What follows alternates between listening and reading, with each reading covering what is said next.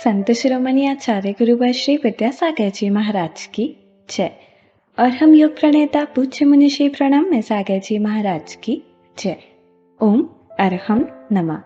श्री तत्वाद सूत्र के द्वितीय अध्याय की रिवीजन कक्षा में आप सभी का स्वागत है।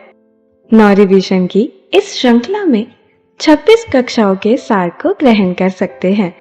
आप अपने मित्रों, परिवार के अन्य सभी लोगों को इस वैज्ञानिक वाचना से जोड़कर पुण्यार्जन कर सकते हैं। आगामी 5 जून को इसकी ऑनलाइन परीक्षा ली जाएगी, जिसमें आप जीत सकते हैं आकर्षक उपहार एवं सर्टिफिकेट्स। यदि आपने अभी तक हमारे व्हाट्सएप या टेलीग्राम ग्रुप को ज्वाइन नहीं किया है तो आज ही कीजिए। इससे आप अपनी शंकाओं का समाधान प्राप्त कर सकते हैं। क्वालिफाइड शंकाएं पूज्य मुनिश्री के समक्ष रखी जाएंगी। इस कोर्स की सभी जानकारी के लिए विजिट कीजिए ttv.arham.yoga पर। इस कार्यक्रम के प्रसारण में पुण्यार्चक बनकर आप धर्म प्रभावना कर सकते हैं और पुण्य अर्जन भी कर सकते हैं। आप टीम अरहम को कांटेक्ट कर सकते हैं 9810436940 पर। तो चलिए अब हम मुनिश्री के चरणों में चलते हैं आज की रिवीजन कक्षा के लिए।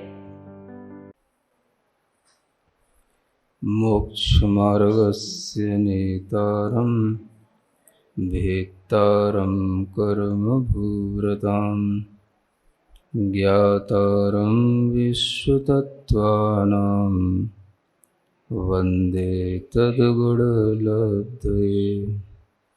देवादिदेव आदिम तीर्थंकर श्री ऋषभनाथ भगवान की, वर्तमान शासन नायक श्री वर्धमान महावीर भगवान की, परम पूज्य आचार्य गुरुवर श्री विद्यासागर जी महाराज की। सम्यक्त चारित्र्य, इसी सूत्र की व्याख्या में हमको थोड़ा सा उपशम सम्यक्त के बारे में और समझने की कोशिश करना चाहिए। जब उपशम सम्यक्त का भाव उत्पन्न होता है तो उसके लिए पहले 5 लब्धियों की आवश्यकता पड़ती है। 5 लब्धियों में पहली लब्धि कहलाती है क्षयोपशम लब्धि। इस क्षयोपशम लब्धि में क्या होता है कि जो जीव के परिणाम होते हैं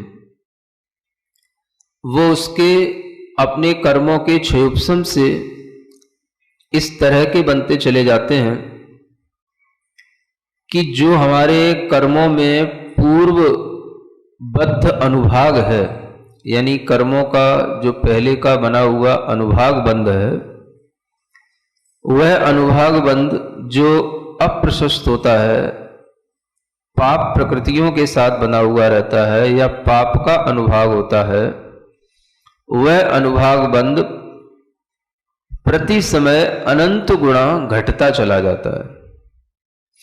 इसका नाम एक तरह से क्षयोपशम लब्धि कहा है। दूसरी लब्धि होती है विशुद्धि लब्धि। ये लब्धियां अंतर अंतर मुहूर्त के लिए होती हैं और एक के बाद एक होती चली जाती हैं। जब क्षयोपशम लब्धि हो जाएगी तो उसके बाद में विशुद्धि लब्धि के जब परिणाम आएंगे तो उसमें आत्मा में विशुद्धि परिणामों की वृद्धि होगी।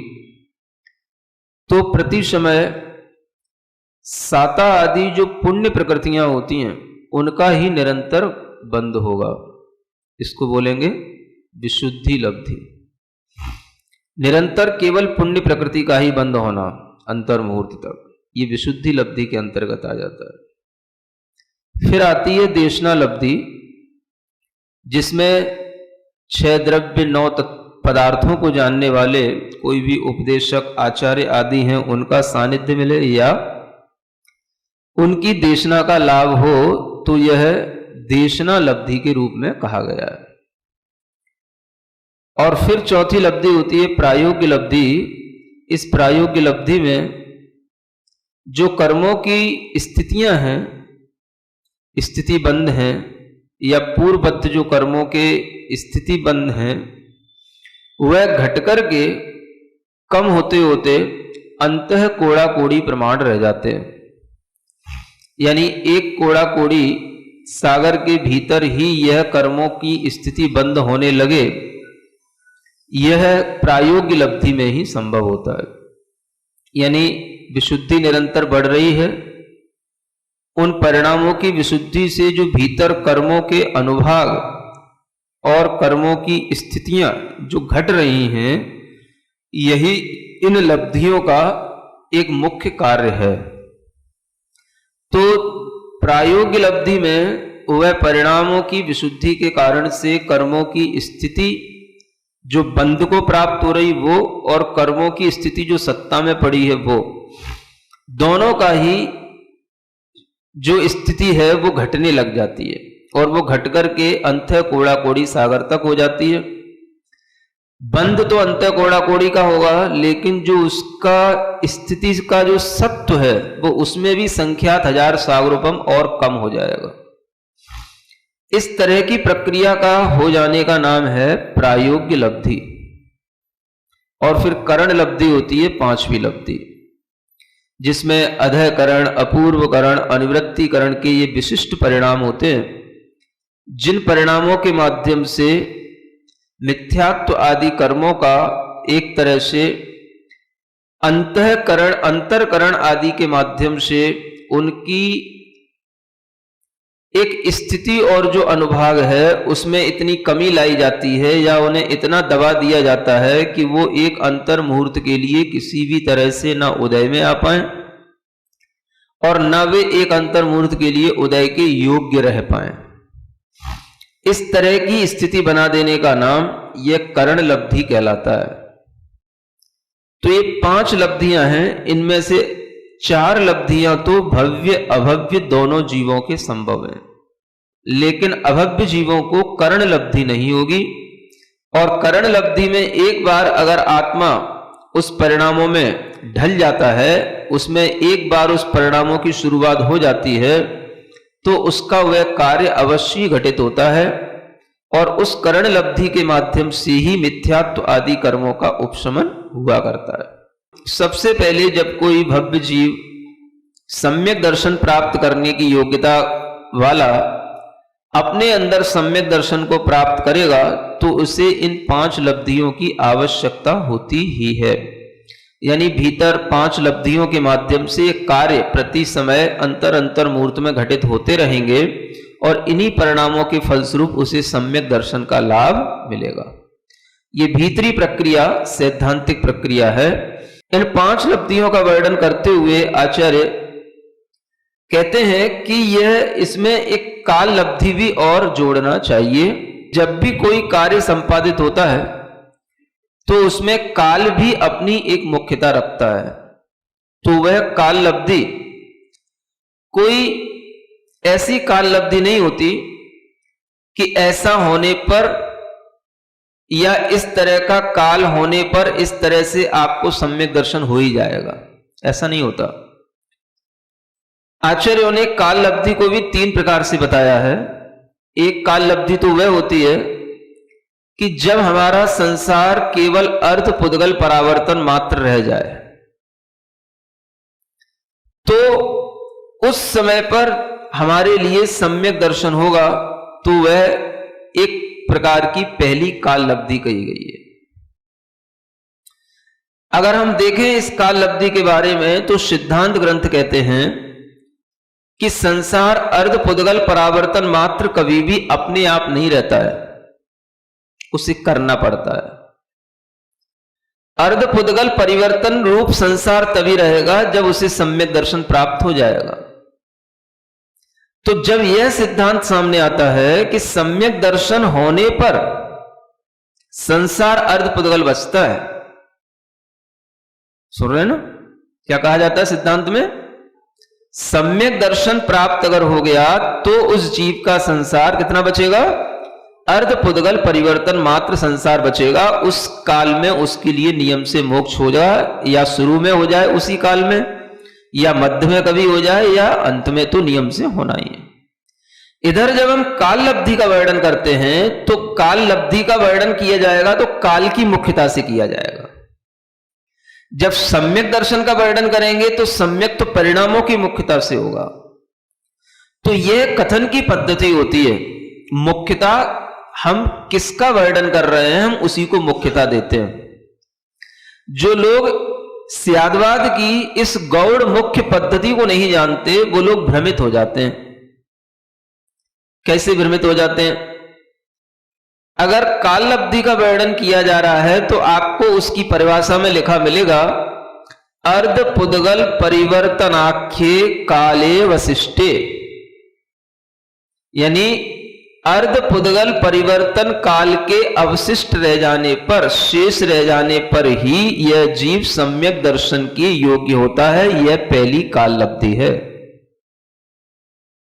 तो जब आप ये पढ़ोगे तो आपके दिमाग में क्या आएगा? जब इतना काल बचेगा ना, तभी हम सम्यक दर्शन के योग्य हो पाएंगे, तभी सम्यक दर्शन की योग्यता आएगी। अगर इससे ज्यादा काल है हमारा, तो अभी हम सम्यक दर्शन के योग्य तो है ही नहीं। समझ आ रहा? तो इस तरह का जो विचार आएगा, वो विचार आपके लिए पढ़ने के अनुसार तो ठीक आएगा, लेकिन आप ये नहीं समझते कि ये किस विवक्षा में क्या कहा जा रहा है। काल लब्धि का मतलब होता है जिस समय पर जो काम हो जाए वही समय उसकी काल लब्धि कहलाती है। समझ आ रहा? काल से काम नहीं होता, लेकिन जिस समय पर जो काम होएगा उसी का नाम काल लब्धि है।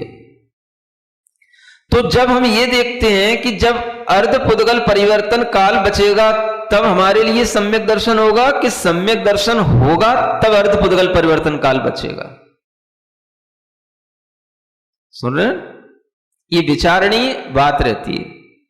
जो लोग सरवार सिद्धि, राजवार्तिक वगैरह जो इस ग्रंथ की टीकाएं पढ़ते हैं, तो उन्हें जब काल लब्धि का वर्णन लिखा मिलता है तो इसी रूप में लिखा हुआ मिलता है, तो उनकी धारणा में यह आ जाता है कि देखो आचार्यों ने लिखा है कि काल लब्धि का मतलब यह है कि जब अर्ध पुद्गल परिवर्तन काल अवशिष्ट रह जाएगा तब आपके लिए सम्यक दर्शन होएगा। तो अब हम क्या कर सकते हैं? अगर अर्ध पुद्गल परिवर्तन काल अवशिष्ट होएगा तो सम्यक दर्शन की योग्यता हो जाएगी, तो कार्य हो जाएगा, और अगर इससे ज्यादा होएगा तो हम कभी भी कोई भी पुरुषार्थ करेंगे उससे हमको सम्यक दर्शन होने वाला नहीं है। इस तरह से सोच लेते हैं, पढ़ लेते हैं और पढ़ा भी देते हैं। जबकि सिद्धांत ग्रंथों की जो व्याख्याएं हैं, आचार्य वीरसेन महाराज की धवला आदि टीकाएं, तो उसमें वो लिखते हैं कि सम्यक दर्शन परिणामे ही अर्ध पुद्गल पर्यटन कालो कदो, यानी सम्यक दर्शन के परिणामों से वह अर्ध पुद्गल परिवर्तन काल किया जाता है।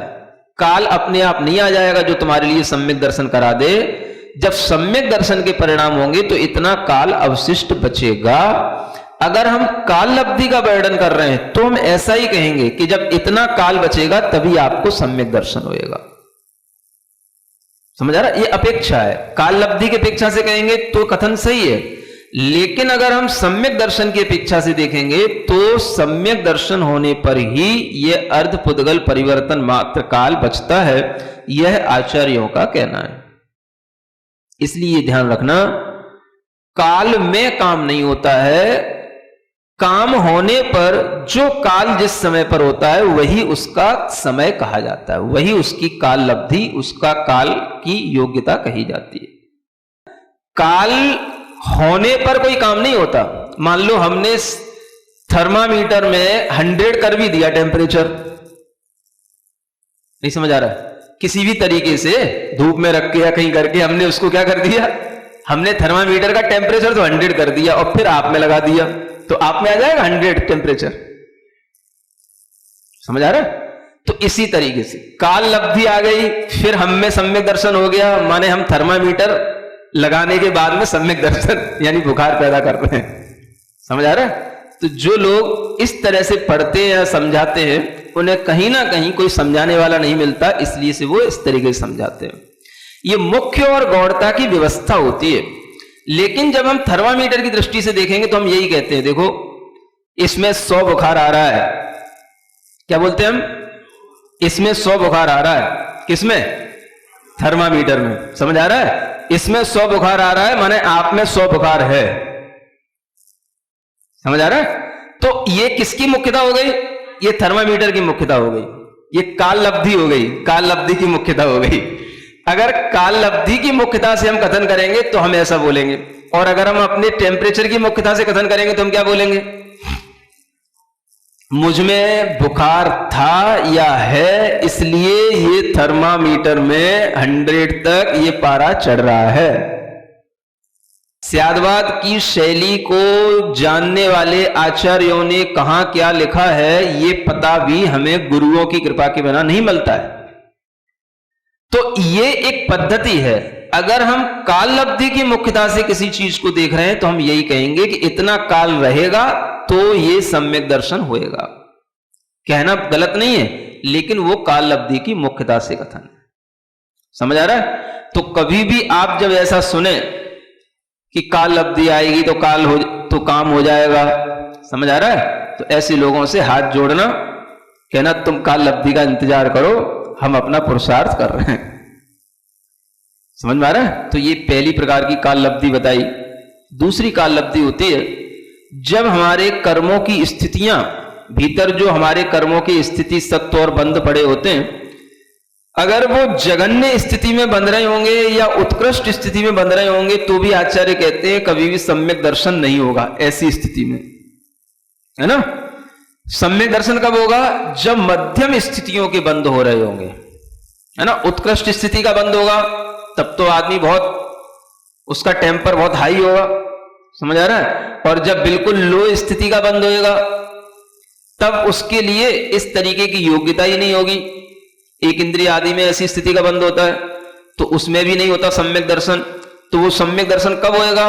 जब मध्यम स्थिति का बंद होएगा। ये दूसरी काल लब्धि है। काल लब्धि का मतलब आप किसी ना किसी तरीके से अपने समय को इस तरह से अगर हम जाने कि ये समय है तो ही सम्यक दर्शन के योग्य वो समय है, तो उसको आचार्यों ने 3 रूपों से व्याख्यायित किया है। एक तो अर्धपुद्गल परिवर्तन काल के साथ में, एक कर्मों की स्थिति मध्यम रह जाए तब, और एक तीसरा बताया कि जब कोई जीव भव्य हो, संगी पंचेंद्री हो, विशुद्धि से सहित हो, जागृत हो, पर्याप्तक हो, तभी वो सम्यक दर्शन के योग्य होता है। ये तीसरी काल लब्धि है। समझ आ रहा है? अब इन तीनों ही काल लब्धियों को अगर हम देखें तो कोई भी काल लब्धि ऐसी नहीं है जिसके हो जाने पर अपने आप सम्यक दर्शन हो जाता हो। ये तो योग्यता बताई गई। तीसरी जो काल लब्धि है, भव्य होना चाहिए, संगी होना चाहिए, पर्याप्तक होना चाहिए, पंचेंद्री ही होना चाहिए, विशुद्ध होना चाहिए, जागृत होना चाहिए। समझ आ रहा है? ये जितनी भी योग्यताएं हैं, ये योग्यताएं तो संसार में तमाम पंचेंद्री जीवों को मिली रहती हैं। किन किन को सम्यक दर्शन हो जाता है? तो ये हमें जब जानने में आ जाता है तो हमें समझ लेना चाहिए कि यहां काल लब्धि का मतलब सिर्फ एक योग्यता बताना है। तो ये योग्यता तो एक सामान्य योग्यताएं हैं। इन योग्यताओं से सम्यक दर्शन नहीं होता, लेकिन सम्यक दर्शन होएगा तो इन योग्यताओं के होने पर ही होगा। ये उनके लिए योग्य व्यक्ति इस तरीके का होना चाहिए। समझ आ रहा है? ये कई बार लोगों के पढ़ने में आता है लेकिन लोग इसको समझ नहीं पाते हैं। तो काल लब्धि को भी समझें और 5 लब्धियों को भी समझें। समझ आ रहा है? बहुत पहले हमने इसके विषय में एक चिंतन दिया था, शायद 2012 में, जब मेरा गोटे गांव में चतुर्मास था और ब्रह्मचारियों के लिए ही एक गोष्ठी हुई थी। तो उसमें पंच लब्धि का विषय ही हमने उनको 3-4 दिन तक परोसा था। तो अगर आपको वो चिंतन सुनना हो, पंच लब्धि और काल लब्धि, जब 5 लब्धि सम्यक दर्शन के लिए नियामक हैं तो काल लब्धि का अलग से वर्णन किस तरह से पंच लब्धि से संगत बैठता है, इसकी समायोजना के लिए आपको वही प्रवचन सुनना पड़ेगा। मैं अभी आपको नहीं बता पाऊंगा। एक काल लब्धि को भी हम एक तरह से सामान्य लब्धियां समझें और ये सभी लब्धियां इन पंच लब्धियों में गर्भित हैं। क्षयोपशम आदि में ये लब्धियां सभी गर्भित हो जाती हैं। तो इन 5 लब्धियों के माध्यम से सम्यक दर्शन का जब हमें एक लब्धि की प्राप्ति होती है तो उस सम्यक दर्शन के माध्यम से ही हमें यह पता पड़ता है, एक बार जिसका सम्यक दर्शन की प्राप्ति हो गई उसका संसार अनंत से घट करके कितना रह जाएगा? केवल अर्ध पुद्गल परावर्तन प्रमाण रह जाएगा। समझ रहा है? तो जो पुद्गल परावर्तन थे वो अनंत हम कर चुके, उनमें केवल एक पुद्गल द्रव्य परावर्तन का भी आधा रह जाता है, उसका नाम है अर्ध पुद्गल परावर्तन। यद्यपि ये जो अर्ध पुद्गल परावर्तन काल है ये भी बहुत बड़ा है, क्योंकि पुद्गल परावर्तन का आधा ये भी एक तरीके से देखा जाए तो अनंत ही है हम लोगों के ज्ञान की अपेक्षा से, लेकिन केवली सर्वज्ञ भगवान के ज्ञान की अपेक्षा से ये सीमित है, इसलिए जो है इसको अर्ध पुद्गल परिवर्तन काल कहा जाता है। तो यह काल अनंत होते हुए भी बहुत सीमित कहा गया है, यह भी बहुत बड़ा काल है। सम्यक दर्शन के बाद भी जो लोग प्रमादी बन जाते हैं वो इतने अनंत काल तक भटकते रहते हैं, लेकिन शास्त्रों में लिखा है कि उसे अर्ध पुद्गल परिवर्तन काल के अंत में जरूर उसकी बुद्धि सुलट जाएगी और उसके लिए नियम से मोक्ष का लाभ मिलेगा। तो भी आप लोगों को निश्चिंत नहीं बैठना चाहिए, क्योंकि आपके लिए तो अभी पता ही नहीं है कि सम्यक दर्शन हुआ कि नहीं हुआ। ये तो उनके लिए जिनका सम्यक दर्शन केवली भगवान ने कह दिया हो या अवधि ज्ञानी किन्हीं महाराज ने कह दिया हो कि हाँ भैया तेरे लिए एक बार सम्यक दर्शन हो गया, लेकिन ऐसा जीव भी प्रमाद नहीं करता। तो जिसके लिए सम्यक दर्शन का नियम नहीं हुआ तो वो जीव प्रमाद कैसे कर सकता है? समझ आ रहा है? तो बहुत से लोग इसी खुशी में प्रमादी बने रहते हैं। तो अंतरंग में सब तरह का प्रमाद, चारित्र के प्रति, व्रत के प्रति, संयम के प्रति, ये सब प्रमाद ही उनको खा जाता है, उन्हें पता नहीं होता, क्योंकि सम्यक दर्शन का कोई निर्णय तो हुआ नहीं, हमने मान लिया। क्यों मान लिया? पढ़ाते पढ़ाते, पढ़ते पढ़ते 20 साल हो गए, सब पंडित जी कह रहे हैं, तो जब कितने लोगों को हम पढ़ा चुके तो हमको तो सम्यक दर्शन होएगा ही। समझ आ रहा है ना? तो ऐसा सोच करके कई लोग प्रमादी बने बैठे रहते हैं। सम्यक दर्शन के आगे किसी भी तरीके के सम्यक चारित्र की भावना आदि तो उनके लिए उनके कोर्स में ही नहीं, जैसे ये समझ लो। तो इस तरह के लोगों का कोई भी ठिकाना नहीं है, क्योंकि सम्यक दर्शन के बाद भी जब अनंत काल इतना बड़ा है तो जिनको सम्यक दर्शन की कोई गारंटी नहीं है, आप सोचें कि वो अनंत काल कितना और होएगा। कभी भी किसी भी जीव को भीतर से प्रमादी बन के ये नहीं सोचना कि बस सम्यक दर्शन होने पर ही सब कुछ हो जाएगा। कोर्स आगे का करो। समझ आ रहा है? जैसे बच्चों से कहा जाता है बेटा 12th तो करना है लेकिन आगे IIT करना है, तो पहले IIT की भी तैयारी साथ में करो। अरे भाई वो कोर्स है। अगर आपका सम्यक चारित्र पर फोकस हो जाएगा तो सम्यक दर्शन तो करके अपने आप आपके अंदर सम्यक चारित्र आ ही जाएगा। और अगर आप बड़ी चीज पर फोकस करोगे तो आपके उससे पहले मिलने वाली चीज तो आपके अंदर आ ही जाएगी। इसलिए भगवती आराधना आदि ग्रंथों में कहा है जो सम्यक चारित्र की आराधना करता है वो सबकी आराधना कर लेता है।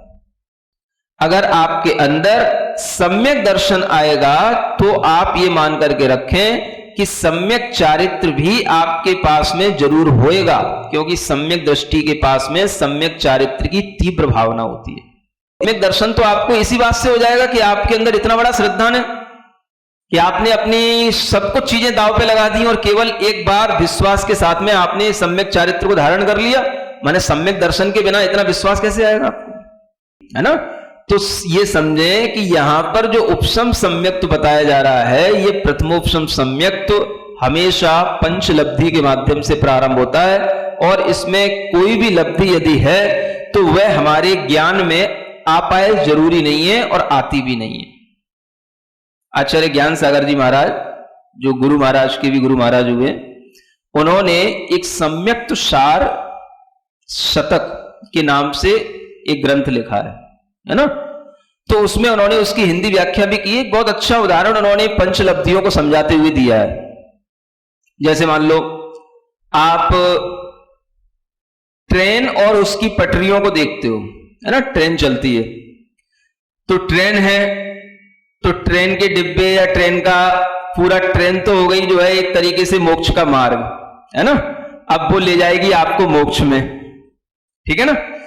तो काल लब्धि चाहिए, चलो ठीक है मान लेते काल लब्धि चाहिए। तो काल लब्धि कैसी होती है? तो वो समझाते हुए कहते हैं देखो जो पटरियां बिछी हुई हैं ये काल लब्धि है, तो उसमें जो उसके पहिए हैं वो हो गई उसकी क्षयोपशम लब्धि।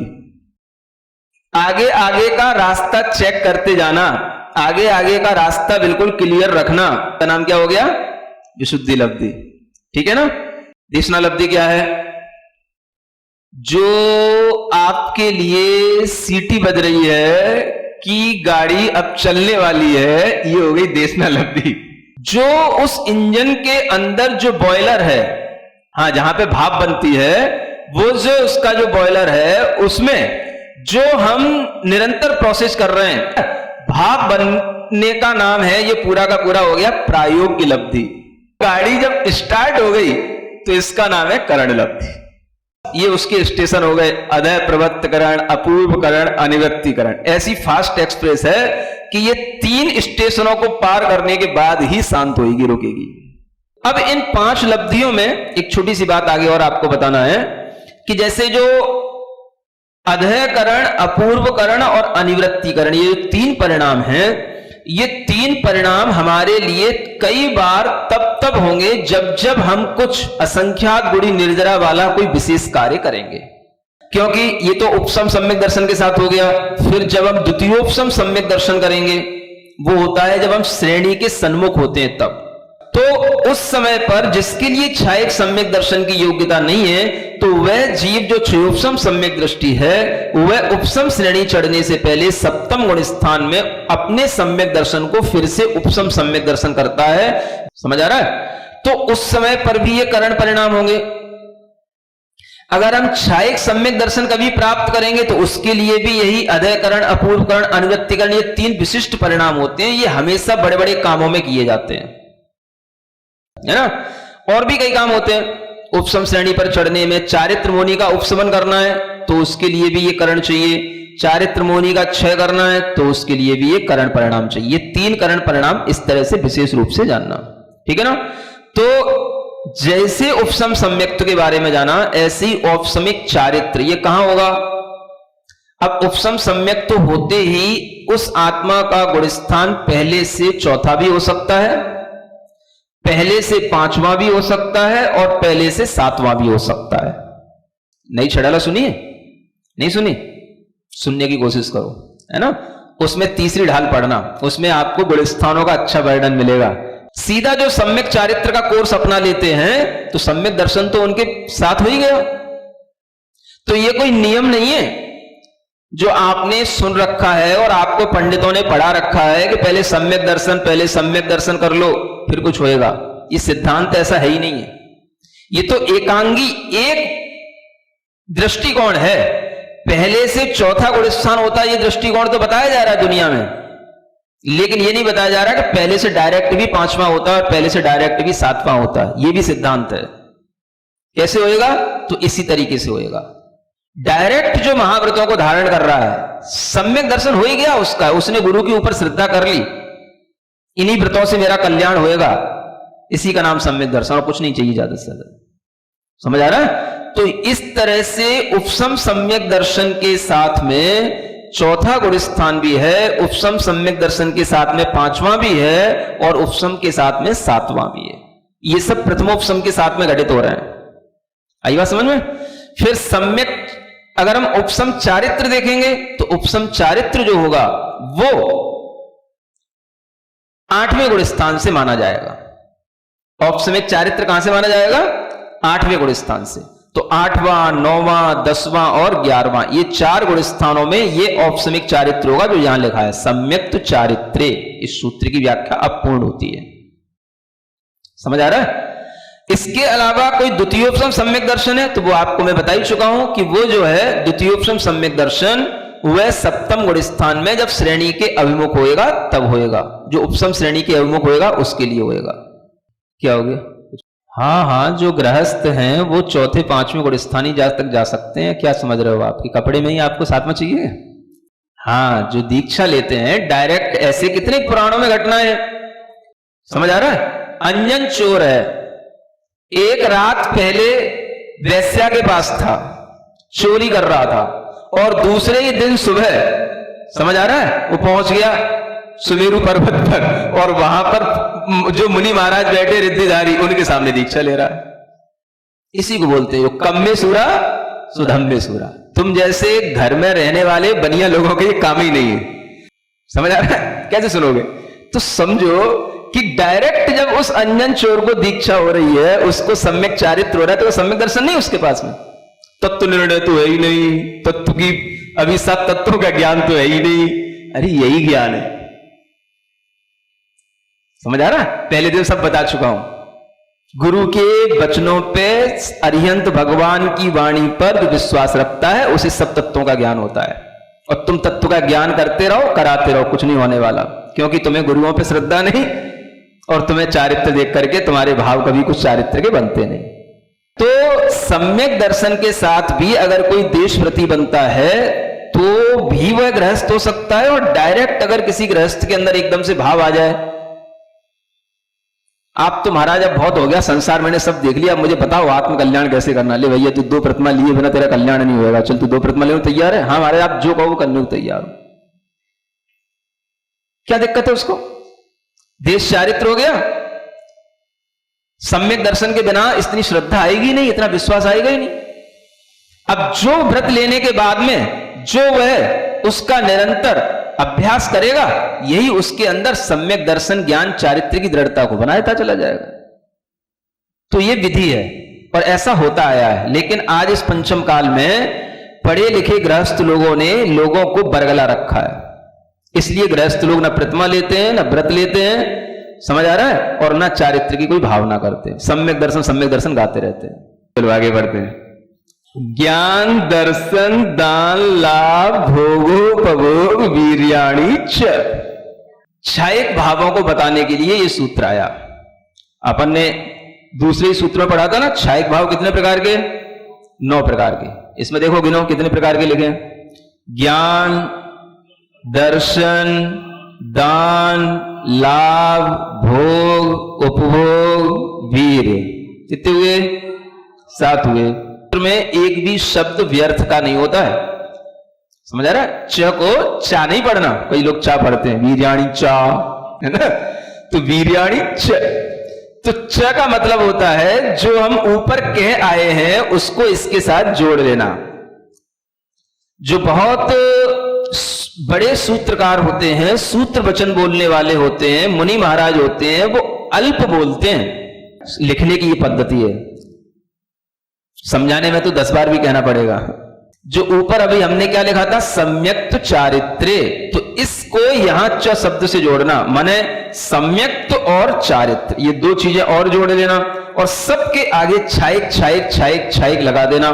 तो क्या हो जाएगा? क्षयिक ज्ञान, क्षयिक दर्शन, क्षयिक लाभ, क्षयिक भोग, क्षयिक उपभोग, क्षयिक वीर, क्षयिक सम्यक, क्षयिक चारित्र। ये कितने हो गए? 9 भाव हो गए। क्षयिक का मतलब क्या हो गया? किसी ना किसी कर्म के क्षय से ये भाव उत्पन्न हुआ है। क्षय का मतलब क्या हो गया? अत्यंत उस आत्मा के अंदर उसका अभाव हो गया। अत्यंता भाव का मतलब उसका बिल्कुल सत्तानाश हो गया। ज्ञानावरणी कर्म के सत्तानाश से आत्मा में क्षयिक ज्ञान उत्पन्न होएगा। दर्शनावरणी कर्म के सत्तानाश से आत्मा में क्षयिक सम्यक दर्शन होएगा। दान अंतराय कर्म के सत्तानाश से क्षयिक दान उत्पन्न होएगा। लाभ अंतराय कर्म के सत्तानाश से आत्मा में क्षयिक लाभ की प्राप्ति होगी। भोग अंतराय कर्म के नाश से आत्मा में, नाश से मतलब सत्तानाश से आत्मा में क्या होगा? क्षयिक भोग की प्राप्ति होगी। फिर उपभोग, उपभोग अंतराय कर्म के सत्तानाश से आत्मा में क्षयिक उपभोग की प्राप्ति होगी। फिर वीर अंतराय कर्म के सत्तानाश से आत्मा में क्षयिक वीर की प्राप्ति होगी। तो दर्शन मोहनी कर्म के सत्तानाश से आत्मा में क्षयिक सम्यक्त की प्राप्ति होगी। चारित्र मोहनी कर्म के सत्तानाश से आत्मा में क्षयिक चारित्र की प्राप्ति होगी। ऐसे हर कर्मों के नाश से आत्मा में ये 9 क्षयिक भाव प्राप्त हो जाते हैं। क्षयिक भाव 9 ही होते हैं क्या? और भी तो हो सकते हैं, और भी बहुत से भाव हो सकते हैं। मान लो एक सिद्धत्व भाव ही है, ये काय में आएगा? तो आचार्य कहते हैं चा में सब समाते चला जाएगा।